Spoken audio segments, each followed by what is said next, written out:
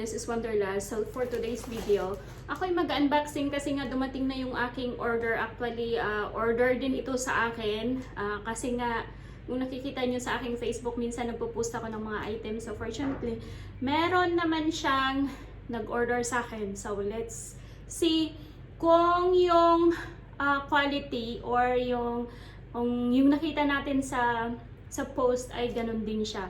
So tingnan natin kung expectation versus reality, sabi nga nila. So ito na siya. Ito yung order sa akin. So far, okay naman siya. Okay naman yung quality. Sabi nga, what you pay is what you get. Hindi naman siya ganun kamahal. Actually, ano naman to, hindi siya tunay na Birkin. Parang imitation lang siya ng Birkenstock. So, okay lang din. Ayan, maganda din yung kanilang packaging. Pero actually kahapon, meron akong na-receive din na isang order ko din na order din ng isang customer.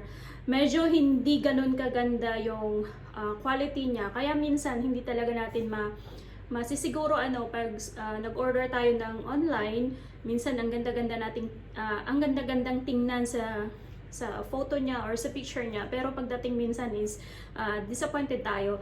So, pag medyo alam natin na medyo mura, medyo babaan lang din natin yung ating expectation kasi minsan nga expectation versus reality ay napakalayo talaga. So kung minsan nag-expect tayo ng sobra and then nang matanggap natin yung item ay hindi naman siya ganun kaganda or hindi ganun sa ine-expect natin, so medyo disappointed tayo. And ganun din naman sa in real life, 'di ba? Minsan babaan lang din natin yung ating expectation sa buhay para less yung ating disappointment. So ganun na ang sekreto. So ayan guys, actually meron pa akong parating na mga orders. Kasi nga meron nag-order, yung iba is pauwi ito ng Philippines. So kung makikita nyo sa aking Facebook, minsan nagpo-post ako, so ito na siya.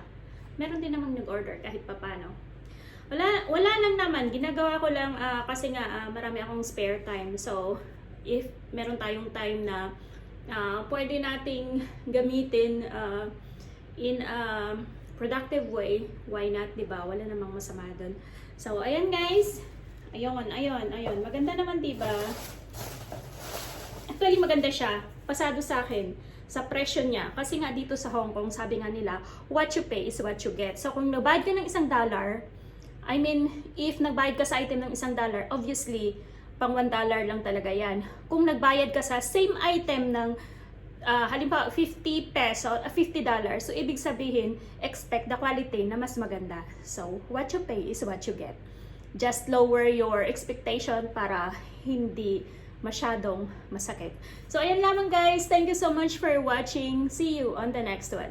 Bye! God bless everyone. And lagi ko lang sinasabi na whatever you do in life, always make sure that it makes you happy. Thank you so much!